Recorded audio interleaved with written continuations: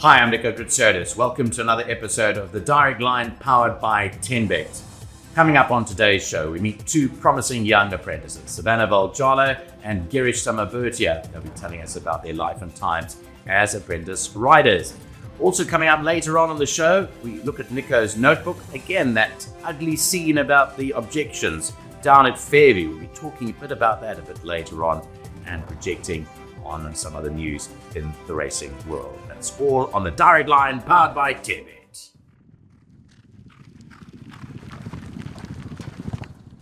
Well, it gives me great pleasure to welcome two promising young apprentices on the South African scene to the Direct Line today, and I'll introduce them to you. We've got on my right-hand side, Savanna Valjalo, and on my left-hand side, Girish Samo-Burthia. They come from completely different backgrounds. So it's great to have both of you in the studio today. I think ladies first, welcome to our studio first of all. You've had a great time. The team has really introduced you well to the whole scene here. I mean, you get given watered yogurts, you've got food and they've looked after you, so Absolutely, yes. It's a pleasure to be on the show, to meet everyone here. Well, let's talk about how things have gone. I mean, you took a while to get where you wanted to be. And I suppose at the start of it all, it's been quite a long road for you. It has been quite a journey. It was a bit of a struggle for me to get into the academy because of my age. Generally, the younger apprentices between, I think it's 15 and 20 years old get accepted. But then now I've introduced a hybrid system where older apprentices are being accepted, and that was essentially my doorway into the academy, which was awesome.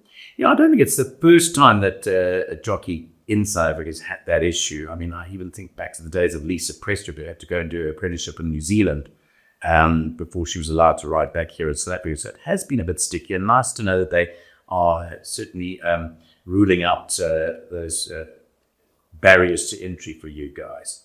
You come from a show jumping background. Yes. So you've ridden horses almost all your life? Since basically I was 3 years old, and at my first birthday party, my parents had like a animal theme party for my brother and I, because I'm a twin.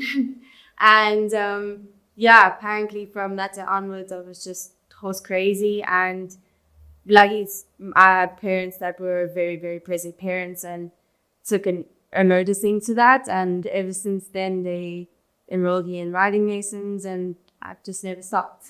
And you're a Joburg? Yes. Yes, always. Yeah. Let's go to Girish just quickly on the side of me. Girish, you're very different to Savanna because you're actually not South African. So tell us about your upbringing from your home. You're from Mauritius. Yes. So I've been riding till 15 years old. I was doing equitation, jumping, dressage, and from there I'm looking on Facebook, South African Jockey Academy, and interested to come here and apply, and came in and accepted me, and now. So were you introduced to racing in Mauritius? Did you go to the race course in Mauritius, to Chantamas? Yes, I used to go there. I used to watch racing with my uncles. Because often Mauritius follows the horse racing. Yeah. It's now recently started up again, but it's got a rich heritage in Mauritius for horse racing. Yeah, that's very good. And you say you were doing dressage and show jumping. How big is that in Mauritius? Quite big. No, a bit too big, but many people do it now. That's fun. And you wanted to be a jockey. Yes. Why? I used to watch racing with my uncle, so I just interested, and when I was riding, I just feel like I like horses, like we horse in this. And you're comfortable aboard it also. You feel very comfortable and in control. Yes. Yeah. And who are some of the jockeys that you would go and watch at Chantamas when you went with your uncles? In the back of the day, I don't remember which jockey, but I like the racing. It was very exciting. Yeah. Well, there were big crowds over there. So you come to the Jockey Academy here. You've only recently moved back to the Jockey Academy in Johannesburg because you were based down in Natal. Yeah. They're very different, aren't they? Because the one in Natal is basically where everyone starts off, and it's more like a school with a lot younger apprentices. I think in Durban, that's where everyone, I think, starts out. Generally, with the younger apprentices, there's a lot of the apprentices that are still doing their schooling. So they finish their high school years, or they have the option to finish their high school years, their KZN. But also as a first year, equine is mandatory, obviously to learn about the horse, not just learn about riding. So we do our Equasa 1 and 2 modules, and also learn about your theory in terms of equine. And do you spend a lot of time then in the stables with certain trainers there? No, not really. the trainers. No, we ride work in the mornings, and then everything else thereafter is with the academy and the academy courses.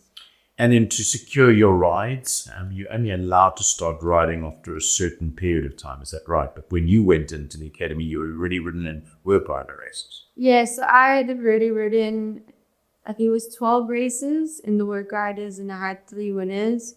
And then, there's processes though when you do go into the academy, regardless of, I think, your experience, you still have to start square one and do your stable test. You have to do your equisizer test, indoor test, the track test at the academy, and then only allowed to start riding work. So it's just about your processes that you kind of have to go through. Yeah. And the academy here is run by Robert Moore and his wife. Robert was a previous jockey and rode up in Zimbabwe. And I had to age myself when I introduced myself a bit earlier on to the press, because I was commentating then already when Robert Moore was riding. So it's been a long, long time. Do you learn a lot of things from Mr. Moore? He's a very good mentor, isn't he? Yes. And do you think your riding's improved whilst being under him? Just for 1 year I've been with Mr. Mo, and he's been helping me a lot. My riding skills, I've been doing meted residue every meeting. Yeah, I've been helping me a lot. What I mean, I've got to tell everyone out there that you have ridden, is it 4 winners in the last week or 5? 3 winners. But you rode 3 winners in 1 race meeting. Not many apprentices can say that. How did you feel? Yeah, I was very happy, excited, like 3 winners, and there's all the trainers supporting me. Yeah. So that's the highlight so far of your career. Yes. Short career. Yes. And what do you put that down to? Why would you have had 3 winners? Why would you have had 3 winners? What do you think has happened? Yeah, I have some good guys out there. I get 6'5", and training was good. So I just wanted. Do you find your own rides? Yes. Or do the academy help you find rides? So you must wait for the entry and for our own ride. So you phone for your own rides? Yeah. Savanna, how easy is that? Not easy. Why is it easy? It's just quite challenging, I think, especially starting out. And I think also in my situation, being a female and it not necessarily being a sport where a lot of females are present in South Africa at least. I think a lot of trainers are a little bit nervous to put you on or put me on horses that have their quirks and are a little bit badly behaved. Just worried that I would get injured, for example. But also, I don't know, going for the rides, a lot of the trainers don't answer. You leave a message, they also don't answer. So, but I mean, you just gotta keep trying, and eventually it will. You're part of the female, being a female rider. There are not many female riders. So I wouldn't know how hard it is, but I suppose it is particularly hard. I mean, we've got Rachel Veneker riding in this country, riding very, very successfully. But if she told a story, and have you spoken to her about it? I actually haven't had. Okay, but I mean, she's fought her way through those. But it's got to be a battle, being a male-dominated arena. Yeah. It is quite tough, and I think also in my situation, I'm also not like the biggest girl. I'm very small. Yes. Yeah. Rachel at least is a little bit taller and like, More muscular. solid, Yeah. So I think it's a little bit easier for trainers to look at her and go, put her on the big horse, it's no problem. With me, it's just like, oh, she's so tiny. Yeah. But I mean, you work on that, don't you? I mean, sure you'd be gymming, and surely you'd have some sort of routine whereby you'd be able to get stronger, so that you'd be able to control a horse better, or should I say stronger. Yes. I also think a lot of the time it comes down to your technique and not actually necessarily strength with controlling horses. Obviously, the horses that pull a lot and that don't necessarily have the softest mouths, it is a little bit different. But yeah, there's still ways and means about controlling them. But it doesn't always work. I mean, when I talk about Per Strader, for example, he's not one for the stick. He likes horses to run for him. And there's certain horses that will run for you. I take, for example, that horse Blizzard Snow that I commentated on you winning not so long back. I thought you were an excellent race there because the horse ran for you, but not only that, you kept some contention the whole way and made sure you were right there when she had something left to give. It was an excellent ride. Thank you. And I complimented you in the commentary, but not all horses are like that. So surely it should be those type of horses that you should be looking at to get more rides on and win them. Yes. I very much like Striker. I don't really like to use my stick. If I can avoid it, then I will. Like you said, with Blizzard Snow, she was actually the type of horse that doesn't like the stick. Yeah, absolutely. Yeah. Mr. Peter did tell me prior to the race that she doesn't like the stick, so don't use it. And yeah, I think that was also a perfect example of the fact that you don't have to use your stick to encourage horses. And I think a lot of the time I'm sort of criticized for not using my stick enough.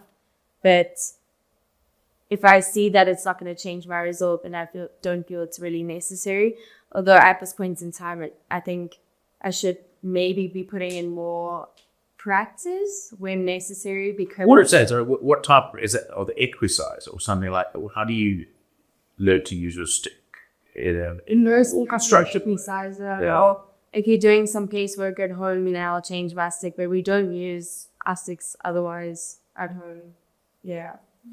One of the old ways of apprentices riding or to boost their career was being attached to certain yards. In years gone by, jockeys like Waishong Mai, Pierre Stradham, Anton Marcus, Johnny Girodis were attached to stables when they were apprentices, when they moved to a big racing centre, be it Joburg, Cape Town, or Durban. And they thrived in that career because those traders helped them along the way to get better rides. In Girish's case, in your case, you guys only get a chance to go and ride work, so you don't get a chance to actually work in the stables like may have been with some other riders. You don't work in the actual stables. Yeah, we do go to stable like every Monday and Friday. To work in the stables? Yeah. Okay. Like to learn something. But different stables or same stables for you? We actually go to Mr. Broncos. Yeah. I do learn something. I have to bandage horses. Oh, so you do that? So, yeah. Okay. Brush horses. But you're not full-time, you stay in the academy.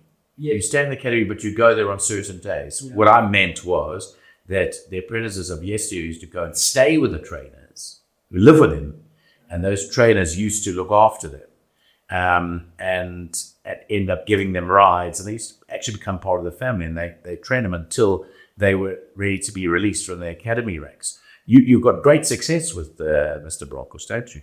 Yes, I have my first winter win. Which one was that? Flagbearer? Flagbearer. Yeah. We do go to stable for 2 hours every day. Like we don't have racing. And how many winners are you on now? I'm a 10 winner. So does that mean you still claim 4K. 4 kgs? You realize that 4 kilograms is quite a thing. Yes. Us as pundits and people that study horse racing always make a statement or a claim that so-and-so is worth their claim for, meaning that you're good, okay? If you're -4 and you're a good apprentice, then you can actually take advantage of that as a punter because you should really not have that 4 kilogram allowance. It's like Lyle Hewitson, when he rode so many winners in the World Riders and he was introduced to the apprentice system, was still claiming 4, yet he'd ridden all those winners in the Work Riders series, so he was worth his 4 kilograms for now. So, but the 4 kilograms is a great advantage for you guys. It is. You've got to use it to your advantage. Yeah. Yeah. Listen, And when do you lose that 4 kilos? When you ride how many winners? I'm saying. it's 20. Yeah. Yes. You go down to 2.5. About 2.5. When do you go down to 1.5? 40. 40. It's on 40, yeah. And then after 50, And then after 50, it's gone completely. but in my case, I have to 1.5. Oh, yes, yeah, because there is a gender allowance for female riders of 1.5 kilograms, which Rachel Vinegar still enjoys. How many winners are you on now then as an apprentice? I need to. 2 winners. Yes. And what were those on? That was on Business for you retrofits. KMB retrofit was my first for GAC sale. And yes, business. Business Snow. But you haven't had to ride back on Business Snow yet. No, not yet. She ran last through Yeah, that feature race. yes. Yeah. And then no apprentice claims are allowed. That's right. But would you hope to get back on her? Have got a chance of getting back on her? I hope you do. For sure, yeah. I hope you do. And tell us about the first winner. What did it feel like? It was amazing. Yeah, I rode her at home. I actually just canceled her, but I think, I don't know, I feel like you can tell so much more about a horse when you just cancel them as opposed to pace work. And she just kind of reminded me of myself. She was small, feisty, and yeah, I really, really got along with her. So I was super excited to race her. Mr. Bunzel said he wanted, I had a good draw. He wanted me to go to the front and essentially stay there. That's exactly what happened. Magnificent. What are your main goals there in your apprentice career? Obviously, you're riding winners now, which is great. But I mean, ultimately, when you graduate from being an apprentice, do you want to stay in South Africa? Where do you want to go, Girish? I'm doing good. I can get a good job. Maybe I will stay there to get a good experience. Do you enjoy the country? Yeah, I enjoyed the racing, so maybe I will stay there. I will get natural. And maybe after I'll go try to overseas or Mauritius. Yes, to go right there. And what are some of the jockeys now currently riding that you look up to, that you regard as your role models? I was like Gavin. Gavin Arena. Yeah. Do they help you? Do they assist you, the senior jockeys? Pierre Shadden used to help me. Yes, he used to, like after a race, he showed me what mistake I did. Yes. And you try and correct that after each race. Yes. And ultimately, what do people say back home in Mauritius about you? Do you get a lot of feedback from your family in Mauritius? Yeah, my family is very happy. Are they still following race? Do they still go racing in Mauritius there, your family? Not yet, because But are they able to watch you racing in South Africa? they watch me every time I ride. And tell us, Girish, about the people that are viewing out there. Some of the horses that you think are fairly decent that you've ridden here, that you want people out there to look out for this coming season in the races. What are the horses that you've ridden that you really like? This season, I like a horse from Savanna, Kisha Fire. Yes. I like that horse. I think he'll win the game. You think so? Yeah. But you won 2 on it. Yeah, until it. And that's out of the Val. What about other big name horses that you might have ridden at work, but you won't get a chance to ride in a race? I like a horse called Persian Walker from Mr. Led Okay. in the Pinnacle Stakes. You like that horse? Yeah, I like that horse. I used to ride that track. And Savanna, what about you? Which horses have you had the chance of riding that you might not ride in a race, but that you'll be given an opportunity to work to ride? Oh, there's quite a few actually that I could name. The Equator, I think he's unbelievable. I'm so dream to ride. Yeah, whether you can train him or you're doing pace work, he's just whatever you ask him, he delivers. And do you find it different to riding something like that because he's an international, so he's pretty overseas? Do you find a difference with sort of him and the South African breeds? I actually, so before I started my apprenticeship, I spent some time in France with Andre Fabre. I went and I rode for him, and then also in new markets with Dinham Kuna. And I feel as though because you have sort of the same people working with the horses, from grooming them to riding them. Okay, obviously the jockeys will ride them in races, but with us here, it's really amazing for us to have grooms and to be able to have so many more horses, etc., because of the grooms. But I do find that the horses are not as schooled here as opposed to overseas, whereas the horses just listen a whole lot more, if that makes sense. Yeah, no. Yeah. They're all obedient. Yes. Because all of your aids and everything, they understand them, whereas here I find that they a little bit more clueless. Mm. Yeah. And so you mentioned the equator. Any others that spring to mind off the top of your head? Then there's also Luwak from Mr. Pettigrew. He's a special horse. He belongs to my dad and his partners. So, and he's just one of us that I've obviously been involved in since There's something there. the sale. I absolutely adore him. From the way he looks physically, his conformation, to riding him, his personality, everything. I really do think that he So let's watch out for him. Yes, Yeah. he'll be a special horse. It's not only the sentimental aspect gets better breeds. Well, it's been great having you guys on the show. Really enjoyed chatting to you. Just Girish, on your parting shot, obviously, congratulations with your winners. They're starting to come up more and more here. So soon you're going to lose that 4 kilogram crash, which will make it more difficult for you when you're failing only 2.5. Yeah, I'm getting more support now. Like I'm getting more rides, good rides. So maybe I go. Yeah. You know, when you're doing exceptionally well, do you go back and look at all your rides? And you said you review them is it with Robert, with the riding master, with Mr. Moore? Yes, like every week we go all back to everyone, our mistake, what you do wrong, everything. Me also, when I finish racing, I do watch my thing. I look what mistake I do, what I should do to better, and the better is. And if I'm correct in saying, just yesterday you had a winner on Master Christmas, is that right? Yes. Which was an excellent ride. So you have to be complimented on that. You're really doing well. Yeah. So keep on doing what you do.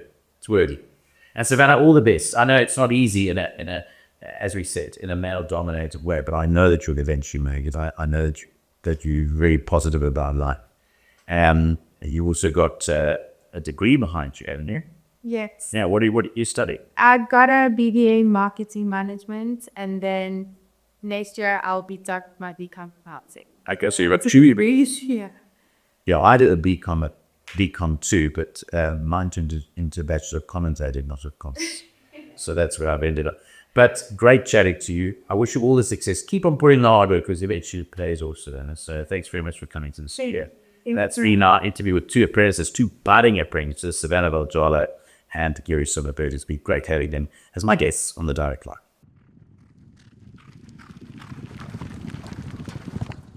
Well, my thanks to both Girish and Savanna for giving up of their time today. Next week, we'll have 2 other apprentices in the studio with us. We'll be chatting to Kobedi, James DeHarber, and Tret Mayhew. Well, now it's time for the Nico's Notebook session. I've got 2 big points in my notebook this week. We're continuing the story about the objection news down specifically in the Eastern Cape because there's yet another incident this last Monday when trainer objected against it, and I want to talk quickly about that. And then the second part, we're going to be talking about professional tipsters. And I want to just cover 1 or 2 aspects regarding those. So that's in the notebook. Right, let's talk about the objection. So what happened on Monday at Fairview is we had another objection lodged. It was a close finish between Chronicles of Narnia and Cosmic Cliffs. Those are the 2 horses involved. Well, it was alleged by the trainer of the second horse, Cosmic Cliffs, trainer Jacques Stradum, that the winner, Chronicles of Narnia, interfered with this horse going into the latter stages. And he lodged an objection. He has every right to lodge an objection. And what I heard was that he went on what the jockey, his apprentice jockey, Nevin Estidia, told him that he was impeded and he could have won the race had it not have been for the interference. I'll just quickly read from the Stipendium Stewards report. At approximately the 150-meter mark, Chronicles of Narnia, Chase Morjan riding shifted out away from the crop, and there's a clear outward movement by Chronicles of Narnia. Question mark was, did it interfere with Cosmic Cliffs? And more importantly, did the interference suffered by Cosmic Cliffs prevent Cosmic Cliffs from beating Chronicles of Narnia? It goes on to say in the Stats report that trainer Jacques Stradum lodged an objection on behalf of the second-place horse Cosmic Cliffs against the first-place horse Chronicles of Narnia on the grounds of interference in the latter stages. The objection board, after giving regard to the evidence put forward, reviewing the patrol films and giving consideration of the margin of 0.1 of a length between the 2 horses concerned, was satisfied that Cosmic Cliffs would not have finished ahead of Chronicles of Narnia had this incident not occurred, and therefore overruled the objection. The objection board considered this objection to be unwarranted and declared the objection fee forfeit in terms of Rule 67.73 and not only did they lose the objection fee, but they imposed a fine, an additional fine of 3,000 Rand on trainer Jacques Strader. Now, again, complimenting Langadus and his objection board down the Eastern Cape, I certainly believe that the right decision was made. I don't think that the interference suffered by Cosmic Cliffs, you could categorically state that it would have changed the outcome of the race.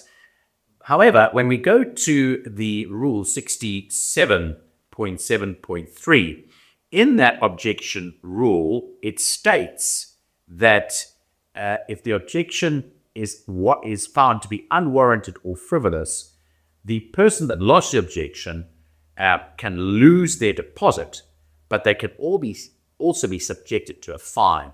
I think in this particular case, I think that the objection fee forfeited may have been warranted. I think the fining of the maximum penalty of 3,000, because it's up to 3,000 Rand, could have been a little bit harsh. No doubt there's one thing for clear, and that is very clear. In the last 3 weeks, we've talked about these objections. They are predominantly down the Eastern Cape, and in every single case, the objection fee has been forfeited, which isn't good for those lodging the objections.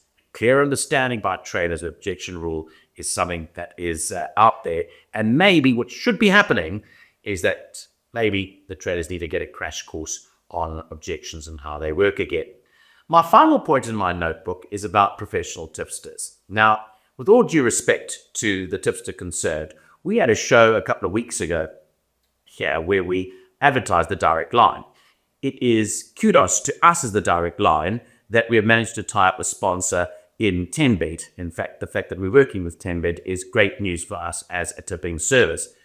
We obviously study hard, we do our homework, and we have subscribers that subscribe to our tips. It was a cheap shot for that particular tipster to come on to our platform and to advertise his wares. Ultimately, professional tipsters, be it whether they charge for their tips or don't charge for their tips, have their own track record to rely on. And they will get people to subscribe to them or to pay for their tips if they're any good at what they do. Clearly, the person that advertised or that tried to advertise on our platform needs to find a sponsor desperately because he or she is not making enough money from selling their tips. That will close out the direct line for this week, with the hope that you'll join us again next week on the direct line powered by 10Bet. Thanks for joining us.